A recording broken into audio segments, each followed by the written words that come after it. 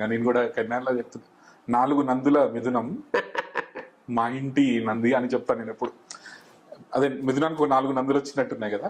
అయితే మిథునం గురించి చాలా మంది మా ఫ్రెండ్స్ కూడా చెప్తుంటారు. మనం లండన్లో కానీ యూఎస్లో కానీ ఎప్పుడైనా కలిసినప్పుడు భరణి గారు మా అమ్మ నాన్న గురించే నాకే చెప్పారు. మా అమ్మ నాన్న ఏమంటే మీరు నాకు డబ్బులు ఇవ్వాలన్నారు ఒక ఆయన. అన్ని మా డైలాగులు కొట్టేసి మీరు అన్నాడు.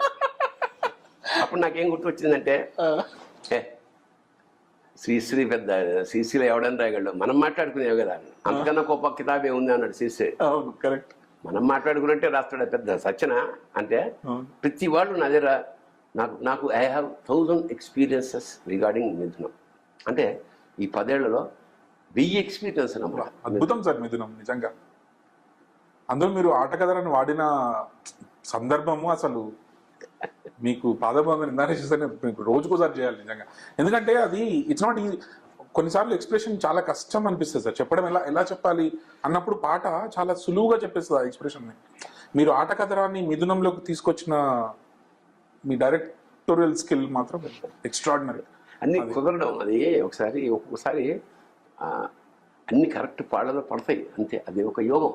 అందులో యేసుదాస్ గారి అద్భుతం అసలు.